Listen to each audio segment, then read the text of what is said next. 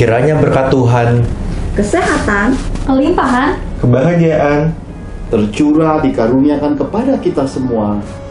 Selamat Tahun Baru 2023. Tuhan Yesus memberkati. Shalom.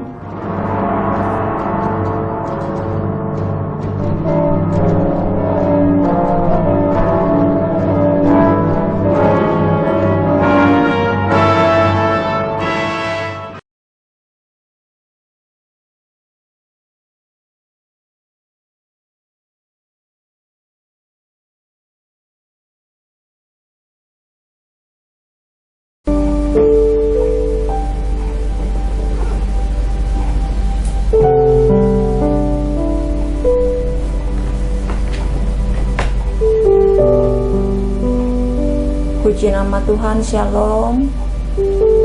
Kasih Tuhan menyertai kita semua.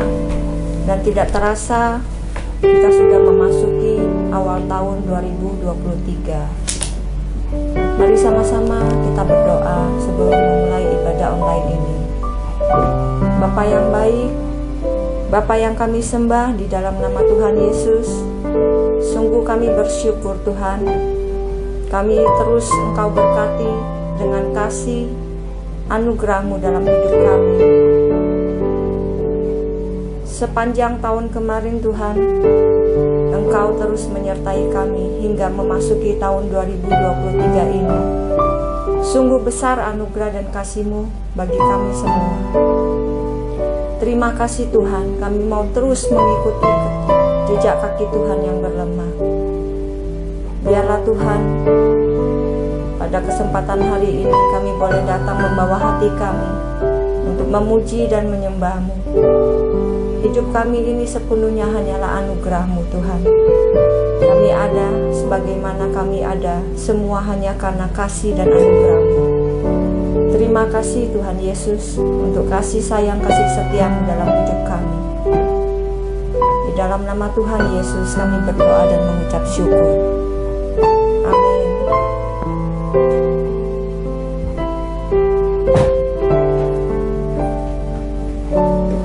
Ku ada sebab anugerah-Mu. Ku ada karena kasih-Mu, Tuhan Yesus. Ku berterima kasih buat kasih rahmat-Mu. Ku ada sebab anugerah-Mu. Ku ada karena kasih-Mu, Tuhan Yesus. Ku berterima kasih buat kasih rahmat-Mu. Terima kasih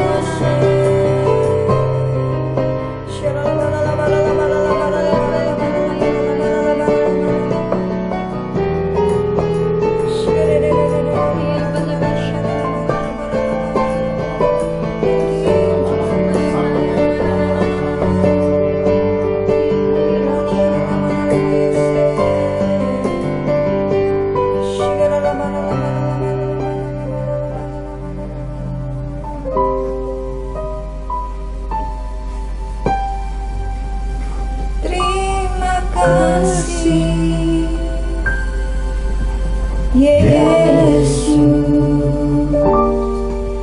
Yesus,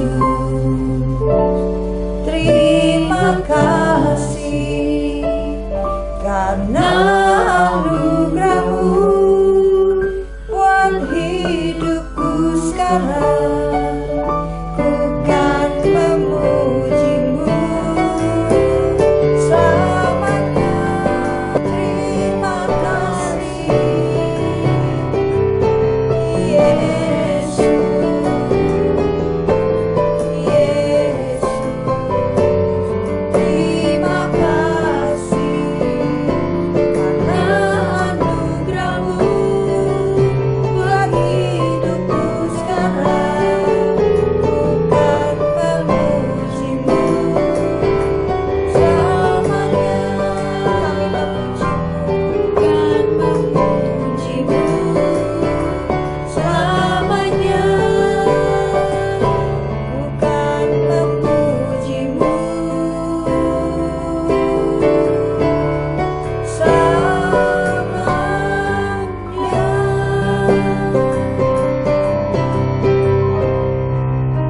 Terima kasih Tuhan buat semua anugerah dan kasih-Mu. Biarlah setiap kami Tuhan pada kesempatan ini mau duduk diam di bawah kaki Tuhan Yesus. Bagi kami mengenal-Mu lebih dari segalanya Tuhan, mengalami-Mu dalam hidup kami. Biar Tuhan berfirman pada kesempatan hari ini, biar setiap kami menangkap isi hati-Mu Tuhan lewat hamba-Mu. Engkau memberkati kami semua dengan kebenaran firman-Mu, khususnya Engkau memberkati hamba-Mu Tuhan. Engkau urapi lebih dan lebih lagi. Ya Roh-Mu yang kudus yang menguraikan kata demi kata bagi kami. Terima kasih Tuhan Yesus.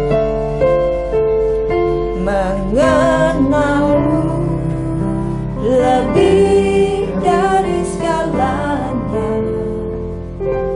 mengalami-Mu dalam hidupku.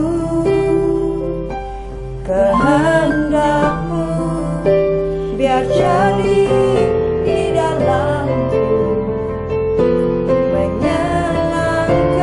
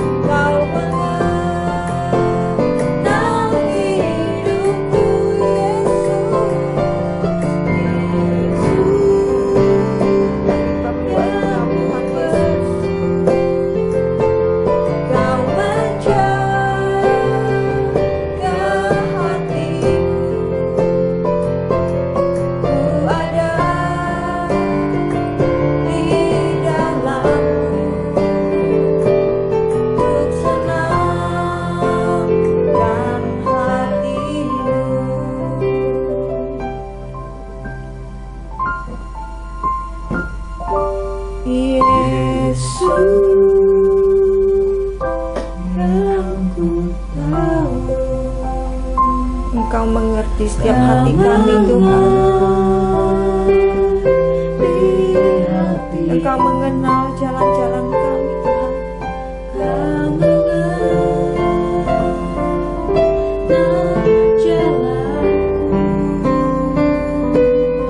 Kau mengenal hidupku, Yesus.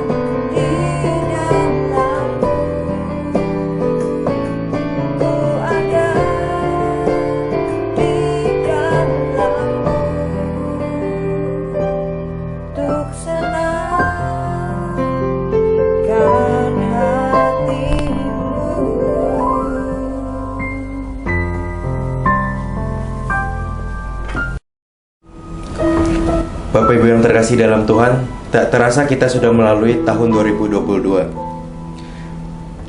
Setahun telah berlalu dan dengan iman kita percaya bahwa Tuhan Yesus telah melindungi, menyertai dan memberkati kita sepanjang tahun 2022. Saat ini kita memasuki permulaan tahun 2023. Sebelum kita memasuki ibadah di hadiratnya, marilah kita datang kepada Tuhan tidak dengan tangan hampa, sebagai ucapan syukur kita dan berterima kasih atas kebaikan Tuhan. Mari kita berdoa. Bapa Surgawi, tak dapat kami membalas semua kebaikan-Mu di hidup kami. Terimalah ucapan syukur kami berupa pujian, penyembahan, dan doa-doa kami. Dan kami bawa juga di hadirat-Mu persembahan syukur, persembahan kasih, persembahan nazar, persembahan sulung, persembahan persepuluhan kami. Biarlah semua taburan kami ini berkenan kepadamu, sehingga kita dikelola dan dipakai bagi pekerjaan dan kemuliaan-Mu. Berkatilah kami semua dan percayailah kepada kami benih-benih terbaik dalam kehidupan ini, sehingga dari permulaan tahun 2023 ini kami akan tetap setia melakukan firman-Mu dan taat kepadamu. Semua yang kami punya, kepunyaan-Mu ya Tuhan. Biarlah kami dan sisi keluarga kami hidup berkenan kepadamu. Kami bersama-sama membuka lembaran baru 2023 ini dan membuka ibadah dalam nama Tuhan Yesus. Sama-sama kita katakan amin. Dan anugerah-Mu besar bagi kami. Kau melindungi, Kau menyertai dan Kau memberkati kami. Terima kasih Tuhan. Di permulaan tahun 2023 ini, kami dan sisi keluarga kami beribadah dan mencari akan wajah Tuhan, setia melakukan kehendak Tuhan, hidup di dalam kebenaran firman Tuhan. Semua yang Tuhan kehendaki kami kerjakan dengan segenap hati. Berikan kami terus hati yang setia, iman yang teguh, dan selalu mengandalkan akan kekuatan dan kasih dan pertolongan dari Tuhan. Anugerahkan firman-Mu dan berkati kami semua. Di dalam nama Tuhan Yesus Kami telah berdoa dan mengucap syukur. Mari semua kita cinta Tuhan sama-sama katakan amin. Shalom Bapak Ibu terkasih di dalam Tuhan. Anugerah Tuhan melimpah atas kita semua. Di permulaan tahun 2023 ini, hari tepat 1 Januari 2023, kita mau lihat apa yang Tuhan pesankan bagi setiap kita untuk menjadi petunjuk di permulaan tahun, di permulaan hari, untuk kita melangkah bersama Tuhan, hidup bersama Tuhan, berkemenangan di dalam Tuhan. Mari bersama-sama kita buka kebenaran firman Tuhan melalui apa yang tertulis di dalam 2 Raja-Raja 5 ayat 1 sampai yang ke-27. 2 Raja-Raja 5 ayat 1-13. Beginilah firman Tuhan. Naaman, panglima Raja Aram, adalah seorang terpandang di hadapan tuannya dan sangat disayangi. Sebab oleh dia Tuhan telah memberikan kemenangan kepada orang Aram. Tetapi orang itu, seorang pahlawan tentara, sakit kusta. Orang Aram pernah keluar bergerombolan dan membawa tertawan seorang anak perempuan dari negeri Israel. Ia menjadi pelayan pada istri Naaman. Berkatalah gadis itu kepada nyonyanya, "Sekiranya tuanku menghadap nabi yang di Samaria itu, maka tentulah nabi itu akan menyembuhkan dia dari penyakitnya." Lalu pergilah Naaman memberitahukan kepada tuannya, katanya, "Beginilah dikatakan oleh gadis yang dari negeri Israel itu." Maka jawab Raja Aram, "Baik, pergilah dan aku akan mengirim surat kepada Raja Israel." Lalu pergilah Naaman dan membawa sebagai persembahan 10 talenta perak dan 6.000 shikal emas dan 10 potong pakaian. Ia menyampaikan surat itu kepada Raja Israel yang berbunyi, "Sesampainya surat ini kepadamu, maklumlah kiranya bahwa aku menyuruh kepadamu Naaman, pegawaiku, supaya engkau menyembuhkan dia dari penyakit kustanya." Segera sesudah Raja Israel membaca surat itu, dikoyakannya lah pakaiannya, serta berkata, "Alahkah aku ini yang dapat mematikan dan menghidupkan? Sehingga orang ini mengirim pesan kepadaku, supaya aku sembuhkan seorang dari penyakit kustanya? Tetapi sesungguhnya, perhatikanlah dan lihatlah, ia mencari gara-gara terhadap aku."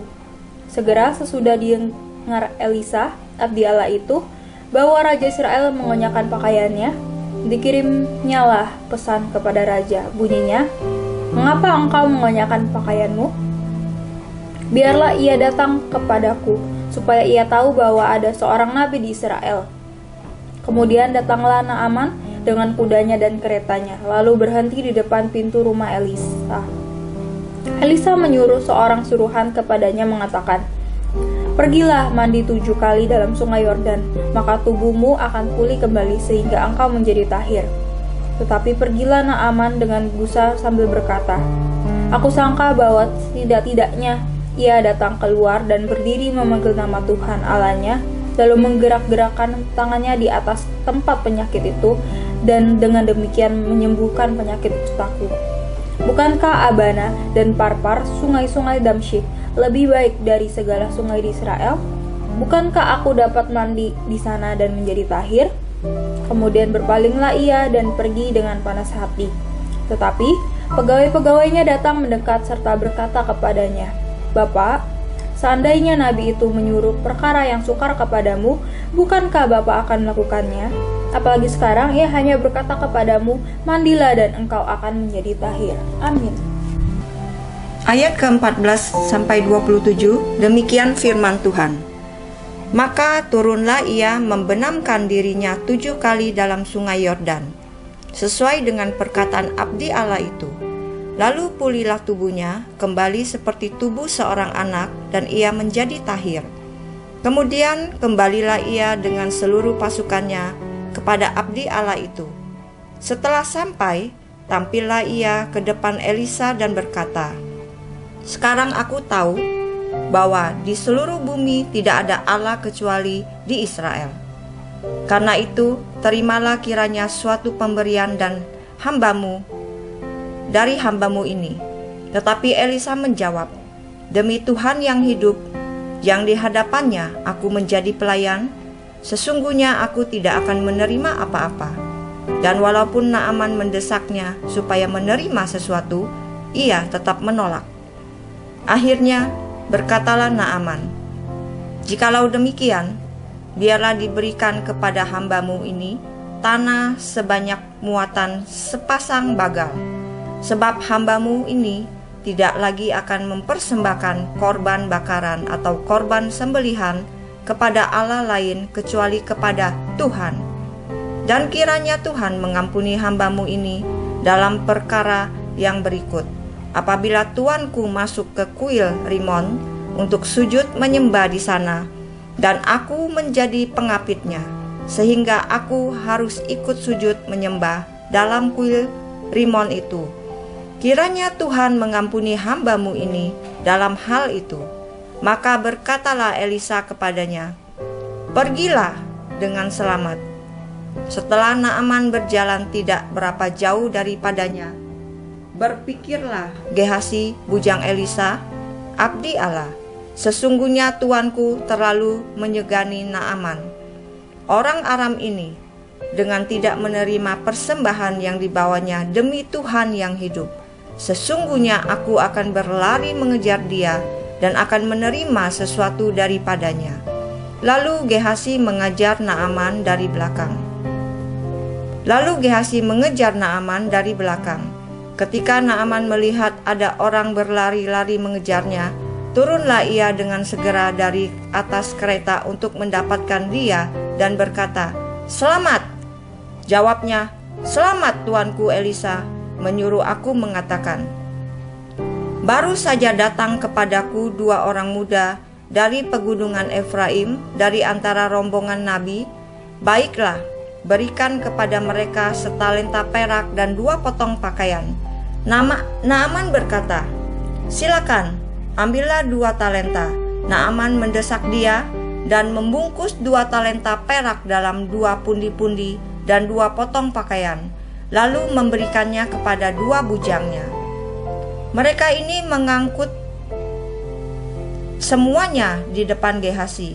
Setelah mereka sampai ke bukit, disambutnyalah dari tangan mereka, disimpannya di rumah, dan disuruh keduanya orang itu pergi. Maka pergilah mereka.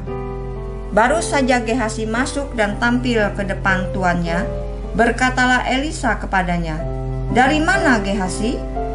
Jawabnya, "Hambamu ini tidak pergi kemana-mana." Tetapi kata Elisa kepadanya, "Bukankah hatiku ikut pergi?" Ketika orang itu turun dari atas keretanya mendapatkan engkau, maka sekarang engkau telah menerima perak, dan dengan itu dapat memperoleh kebun-kebun, kebun zaitun, kebun anggur, kambing domba, lembu sapi, budak laki-laki dan budak perempuan. Tetapi penyakit kusta Naaman akan melekat kepadamu dan kepada anak cucumu untuk selama-lamanya."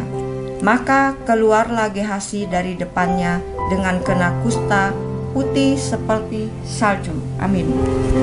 Amin. Haleluya. Bapak Ibu terkasih di dalam Tuhan, kita sering mendengar khotbah tentang Nabi Elisa, tentang Panglima Aram yang bernama Naaman ini. Kita juga sering dikhotbahkan tentang Gehasi. Tetapi hari ini Roh Kudus secara khusus berpesan agar saya menyampaikan pesan Tuhan. Yang pertama, pesan Tuhan untuk umatnya. Dari 5 tokoh yang hadir dalam cerita ini, yang pertama yaitu Naaman.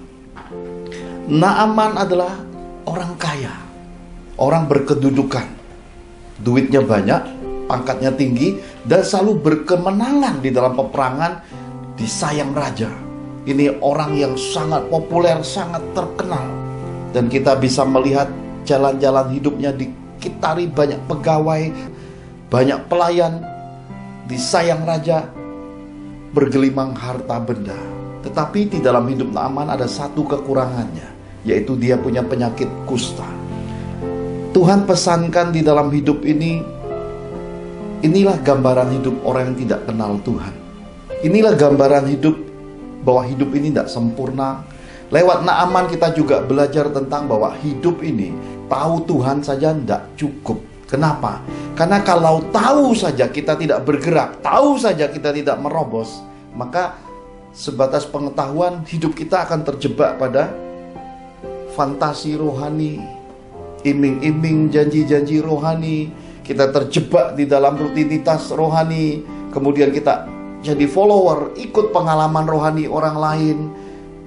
Kita lakukan banyak sekali perjalanan keliling padang gurun, jajan rohani satu dengan yang lain, terus tanpa mengenal bobot bibit bebetnya kita jalan-jalan rohani muter 40 tahun seperti bangsa Israel. Nampaknya semua baik-baik saja, tapi tidak pernah mencapai tujuan yang dari Tuhan. Ini Naaman. Ini Tuhan pesankan buat kita, supaya kita jangan terjebak pada kehidupan yang dalam klisenya rohani, dalam kelesuan, dalam kekecewaan, dalam keputusasaan, dalam kelelahan rohani, atau terjebak apa yang diperbuat ahli-ahli Taurat, orang-orang Farisi. Kita melakukan semua hal yang dibenci Tuhan Yesus. Mari kita belajar melihat apa yang Naaman perbuat. Dia menerima kabar baik, dia menerima suatu nasihat, dia menerima akan jawaban buat hidupnya, dan dia melangkah. Dia mendengar suara agung itu berkata, di sini ada obatnya, di sini ada mukjizat. Dan dia mendengar semua itu, dan dia melangkah, menerobos semua halangan, dia menerobos semua rintangan, meminta surat dari Raja Aram untuk dikirimkan kepada Raja orang Israel. Dan meskipun hal ini tidak mudah, nampaknya sangat mustahil, tetapi Naaman bergerak. Kenapa? Karena dia tahu bahwa itu adalah jawaban buat hidupnya. Hari ini banyak di antara kita harus belajar melihat, harus belajar untuk mentaati. Ketika Tuhan sudah beri kabar suara agung panggilannya, kita harus melangkah, menerobos masuk menuju panggilan ini, menggenapi panggilan Tuhan di dalam hidup kita. Hentikan semua jalan-jalan rohani, hentikan semua jajan-jajan rohani, hentikan semua keliling-keliling pindah satu hamba, kecewa satu hamba, terus akhirnya kita jadi duta-duta absintus, terus mengabarkan keburukan hamba-hamba oknum-oknum rohani. Berhenti dari jalan kekristenan seperti ini. Kita belajar menetap, hidup mandiri di dalam Tuhan. Kita belajar diproses Tuhan dalam buah-buah roh, bersabar menantikan Tuhan, belajar untuk mengalahkan diri sendiri, belajar untuk menguasai diri, belajar untuk menemukan ketenangan di dalam jiwa, ketenangan di dalam Tuhan. Dengan demikian, kita bisa tahu dengan pasti bahwa ini suara Tuhan, ini suara agung Tuhan, ini jawaban, ini solusi. Hingga ketika kita melangkah, tidak ada keraguan lagi. Kita melangkah dalam ketepatan, kita mencapai kehendak Tuhan, kita mengalami terobosan, dan kita mengalami kemenangan yang dari Tuhan. Ini Tuhan pesankan lewat tokoh Naaman ini. Nah, sebelum masuk dimensi Naaman lebih dalam, kita melihat kemenangan demi kemenangan yang Naaman peroleh. Kita juga menemukan satu tokoh tersembunyi, yaitu pelayan bangsa Israel. Ini Tuhan pesankan, dalam keadaan apapun, sesusah apapun, bahkan mungkin Tuhan sedang memproses hidupmu di dalam kekurangan atau terbuang dari keluarga, terbuang jauh dari semua mimpi-mimpi hidupmu, tetap pegang Tuhan. Simpan semua hal baik dari Tuhan, karena pelayan bangsa Israel ini menyatakan kepada Naaman bahwa pada bangsanya ada seorang nabi. Pelayan bangsa Israel inilah yang menyampaikan kabar baik. Roh Kudus pesankan kepada kita, selagi hidup, selagi ada kesempatan, saksikan nama Tuhan, beritakan nama Tuhan, beritakan kabar baik dari Tuhan Yesus. Jangan berhenti bersaksi. Yang ada padamu, seminim yang kau pandang kecil, saksikan. Karena yang terkadang kecil yang kita anggap tidak berharga, tapi itu berharga buat banyak orang. Lihat, pelayan kecil itu berkata, pada bangsaku ada seorang nabi bisa menyembuhkan penyakit tuanku Naaman. Naaman mendengar suara kecil ini. Inilah ciri khas dari Naaman, seorang tuan, seorang bangsawan, seorang yang kaya secara keuangan, yang punya pangkat, punya kerendahan hati. Dia punya hubungan baik dengan pelayan-pelayannya. Kebaikan itu dibalas pelayan bangsa Israel ini dengan menyatakan kabar baik. Hari ini Tuhan pesankan kepada kita, jangan berhenti berbuat baik. Jangan berhenti menabur apa yang kau semaikan, perbuatan hidupmu menyelamatkan engkau di hari malapetakamu. Dengan apa yang kau perbuat, itu menjadi alasan bagi Tuhan untuk menyatakan pertolongannya. Itu alasan bagi Tuhan untuk membuka pintu solusi bagi hidupmu. Karena apa yang kau semaikan, apa yang kau taburkan, itu yang kau tuai. Dan pelayan bangsa Israel ini melihat tuannya yang begitu baik, dia memberanikan diri untuk bicara bahwa ada solusi yang dari Tuhan. Solusi itu adalah pada seorang nabi yang berbeda bangsa, berbeda tempatnya. Dan Naaman tiba-tiba diliputi suatu dorongan, motivasi, semangat, keinginan, dan mempercayai perkataan pelayan bangsa Israel ini adalah perkataan yang tepat, benar, teruji, berkualitas, dan terbukti. Dia melakukan dengan segenap hati suatu keinginan untuk sembuh. Inilah yang Tuhan ingatkan setiap kita. Suara agung dari Tuhan ketika diperdengarkan, ketika kau tahu pasti bahwa itu adalah dari Tuhan, jangan lagi ragu-ragu, jangan lagi berlambat-lambat, jangan lagi berhitung-hitung, jangan lagi menunda-nunda. Lakukan dengan segenap hati, lakukan dengan ketaatan. Apa yang diperbuat Naaman? Dia membawa semua perbekalan terbaik, semua yang ada padanya. Dia bawa kekayaan emas, dia bawa semua hasil terbaik itu untuk dipersembahkan kepada siapa? Sang Maha Agung melalui seorang nabi yang menjadi jawaban di dalam hidupnya. Kita tahu bahwa Tuhan mengukur segala sesuatu, menilai segala sesuatu dari hati.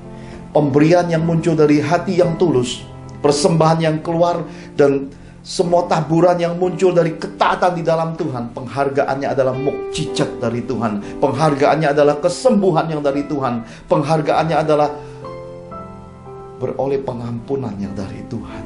Karena itu apa yang Tuhan gerakkan jangan kau tunda-tunda. Bapak Ibu terkasih di dalam Tuhan, ini pesan rema dari Tuhan. Lihat tokoh yang ketiga, Nabi Elisa. Ini pesan buat kita para pelayan Tuhan. Ini pesan buat kita anak-anak Tuhan. Jangan menyentuh yang bukan dari Tuhan. Meskipun itu harta benda, meskipun itu seakan-akan jawaban buat hidupmu, itu bisa menolong dalam pelayanan, itu bisa mencukupi semua. Jikalau itu bukan dari Tuhan, jangan disentuh. Nabi Elisa tidak menyentuh sedikit pun harta yang dibawa oleh Naaman. Oleh karena apa? Karena Nabi Elisa pasti sudah berinteraksi dengan Tuhan dan sudah dipesankan Tuhan untuk tidak menyentuh harta benda milik Naaman. Kenapa? Karena seorang pelayan menerima dengan cuma-cuma, memberinya dengan cuma-cuma. Tidak boleh pamrih di dalam kekristenan ini. Tidak boleh ungkit-ungkit semua yang kita kerjakan. Semua mukjizat, kesembuhan, pemulihan itu datang daripada Tuhan. Seorang pelayan, seorang hamba, anak-anak Tuhan mendapat upah di sorga. Bahkan upah di bumi dengan cara Tuhan sendiri. Tuhan yang akan memberi upah. Jadi kita tidak usah kejar bagian-bagian manusianya. Dan jangan adakan kesempatan, dan jangan buat promosi propaganda untuk menarik kekayaan umat, untuk menarik uang, untuk mengumpulkan harta ngangkat berkarat dengan cara menjual nama Tuhan. Ini Tuhan peringatkan buat kita semua, para pelayannya, para hamba-hambanya, anak-anaknya yang ingin hidup berkenan kepadanya. Hiduplah melayani dengan tulus hati, dengan kemurnian, kata Tuhan. Jangan melakukan hal-hal yang mendukakan rohnya. Jangan melakukan hal-hal yang mencuri kemuliaannya. Jangan berkiblat hingga engkau gantikan Tuhanmu, Yesusmu dengan uang, dengan mamon. Jangan tersesat di jalan-jalan kemasyuran ini. Jangan tersesat di balik semua yang disodorkan, yang bukan dari Tuhan, yang bukan bagianmu. Jangan pernah engkau sentuh. Haleluya. Nah, bagian keempat yang Tuhan pesankan lewat tokoh-tokoh yang hadir di dalam kisah ini, yaitu pegawai-pegawai Naaman. Nabi Elisa sudah firmankan apa yang Tuhan pesankan. Pergilah ke sungai Yordan, celupkan dirimu 7 kali. Naaman menjadi gusar.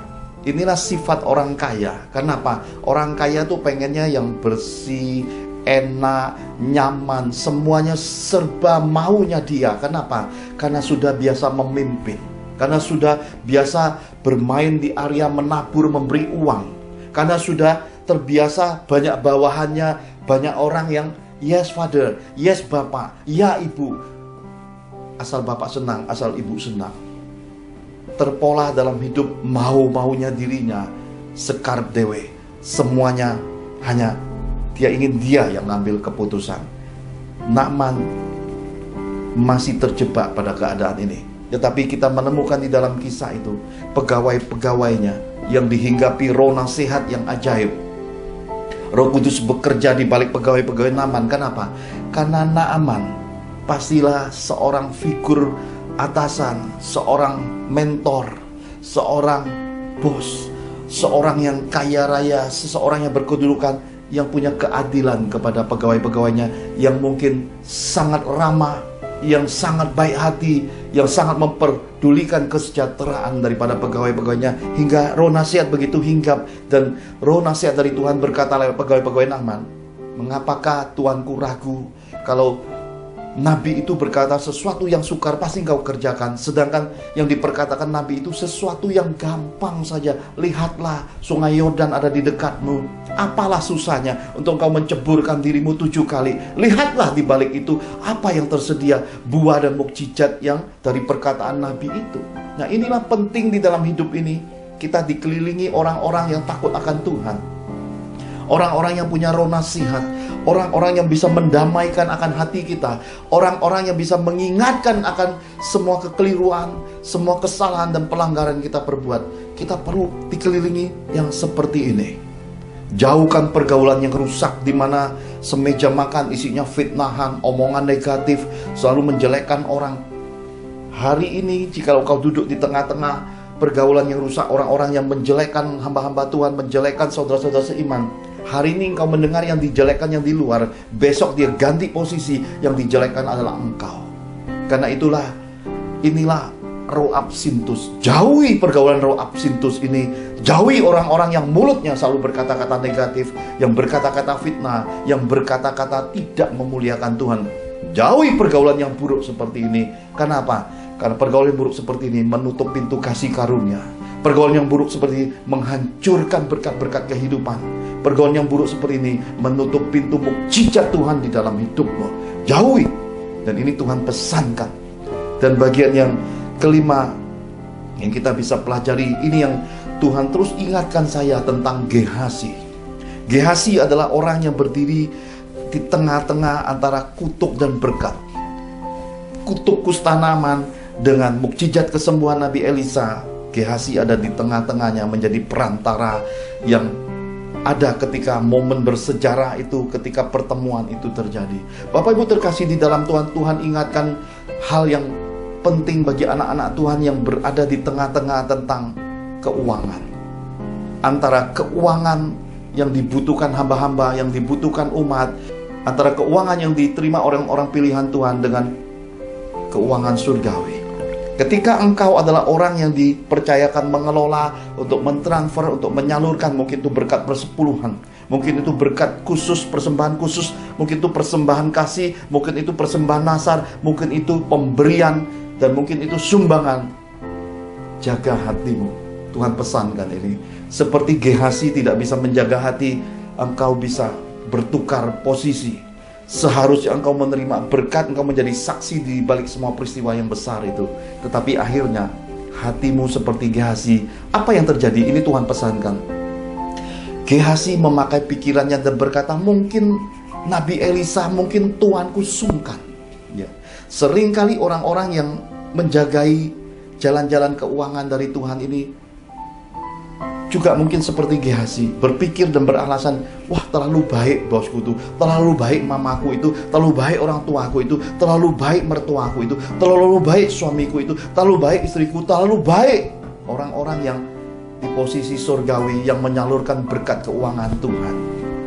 Lalu engkau berinisiatif seperti Gehazi, engkau potong salib, engkau potong pemberian keuangan, engkau mengata-ngatai orang yang dipilih Tuhan untuk menerima berkat keuangan.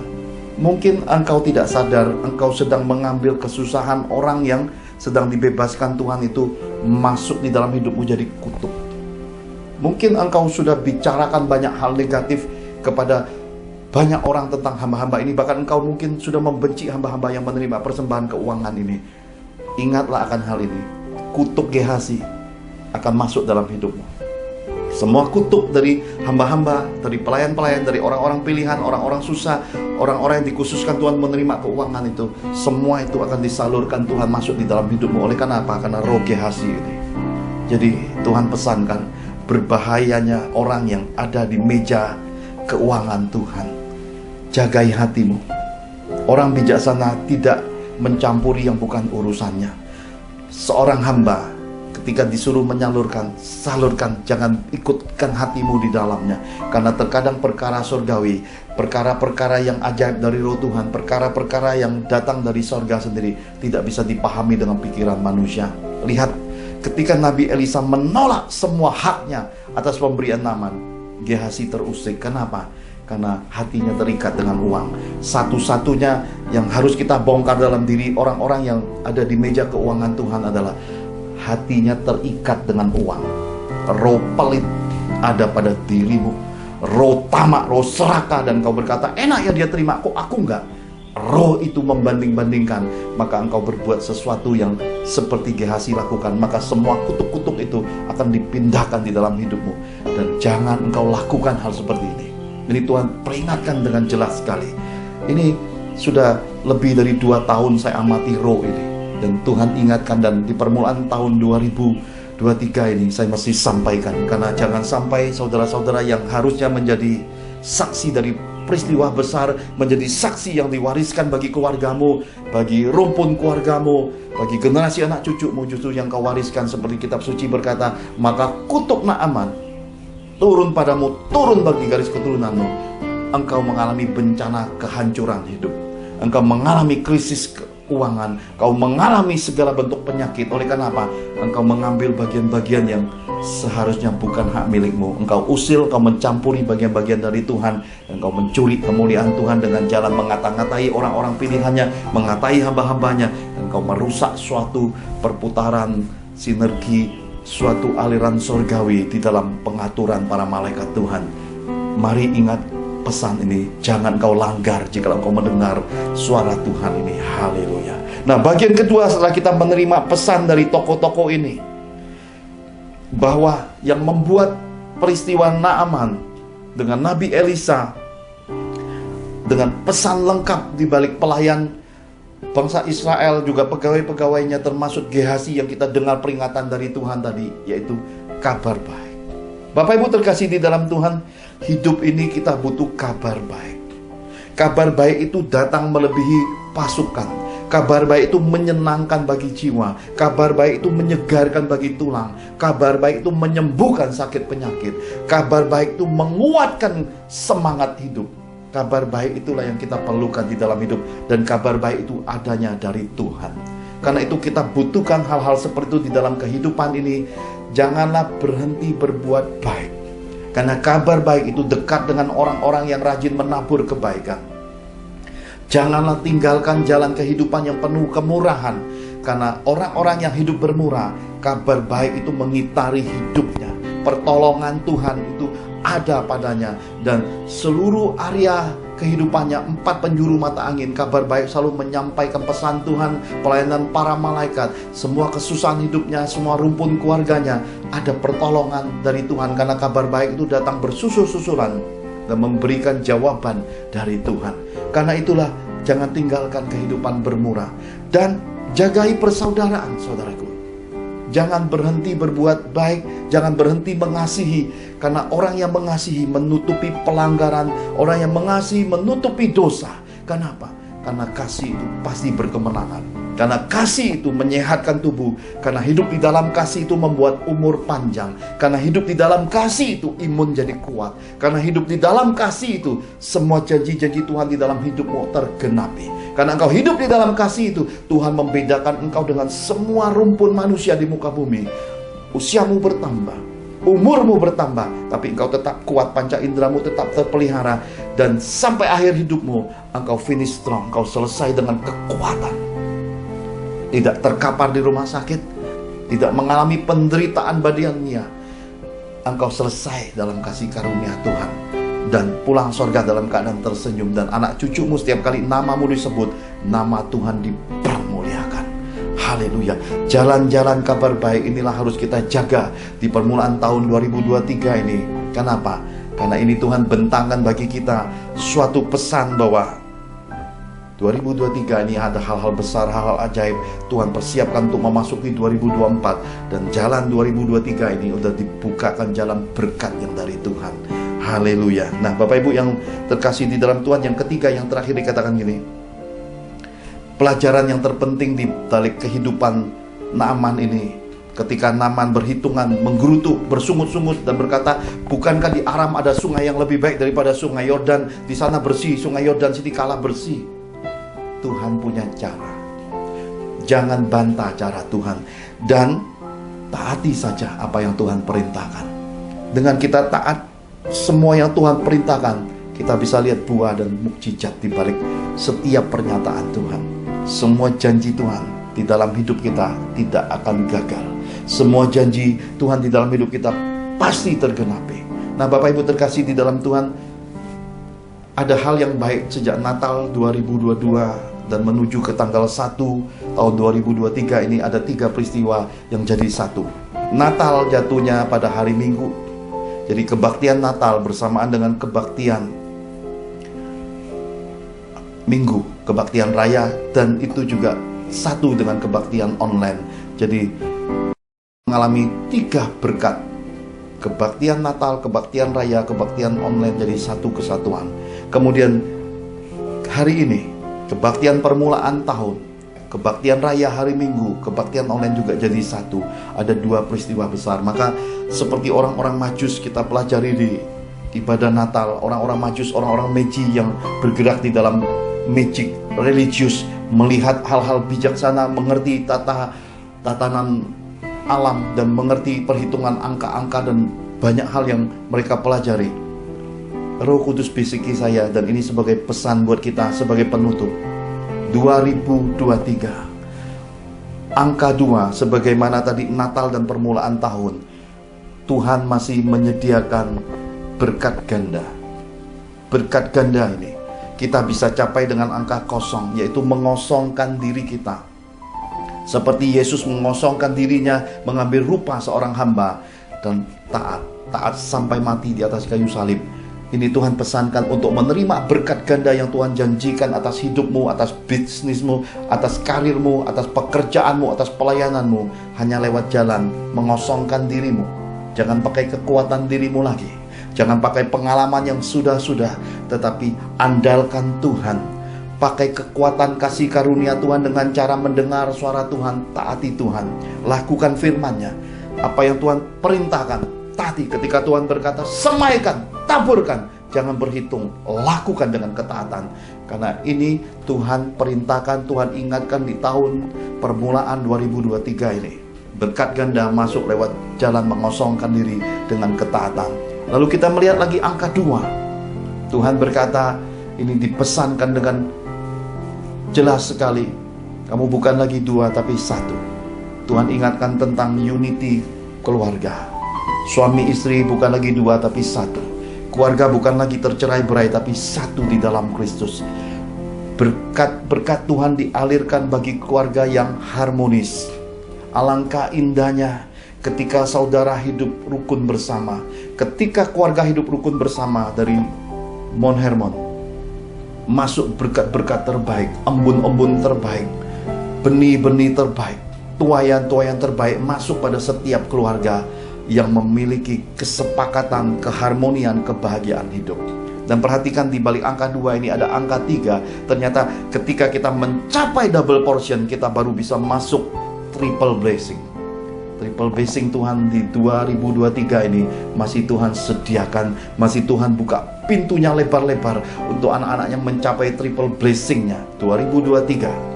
Berkat-berkat ganda lewat ketaatan, lewat keluarga yang harmoni, keluarga yang berbahagia untuk mencapai triple blessing. Kesehatan, kelimpahan, kebahagiaan akan masuk di dalam kehidupan Bapak Ibu terkasih di dalam Tuhan. Ini Tuhan kerjakan semua ini menurut anugerah dan pesannya. Dan ketika kita jumlahkan angka bilangan 2023 mencapai angka 7.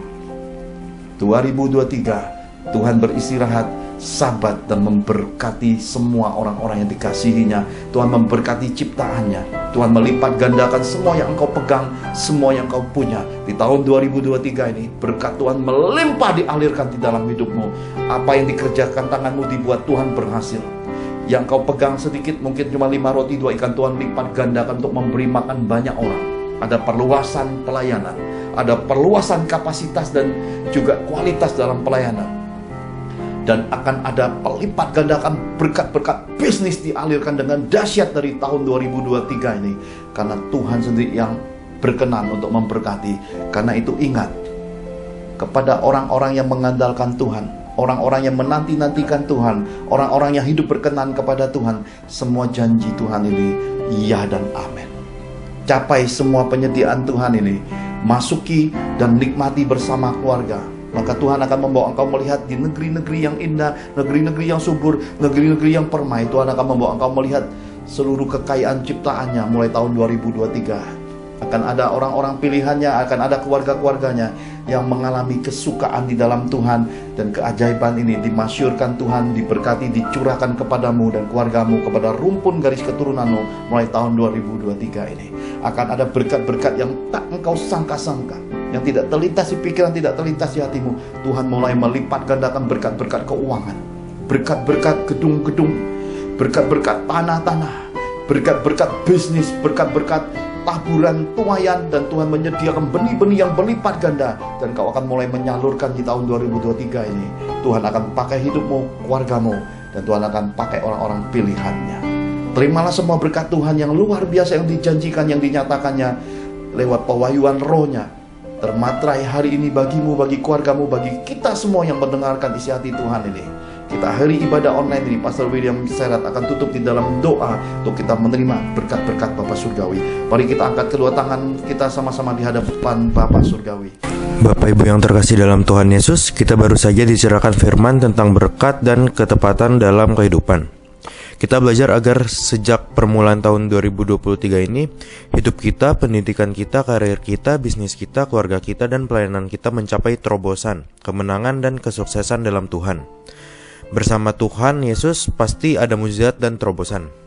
Mari kita akhiri ibadah awal tahun ini dengan mengangkat kedua tangan kita sehati dan sepakat berdoa untuk menerima berkat-berkat Bapa Surgawi. Demi otoritas Bapa Surgawi, terbukalah tingkap-tingkap langit dan disediakannya benih-benih terbaik dalam kehidupan, diberkatinya hidup kita. Apa saja yang kita kerjakan dibuat Tuhan berhasil. Para malaikatnya diutusnya melindungi hidup kita dan melindungi keluarga kita. Perbukaan makanan kita disediakannya, berkat keuangan kita dilimpahkannya, berangkas dan rekening bank kita diisi Tuhan dengan limpahnya. Dalam kemuliaan Bapa, dalam anugerah Tuhan Yesus, dalam persekutuan Roh Kudus, kita terima semua berkat Tuhan ini, sama-sama kita katakan amin.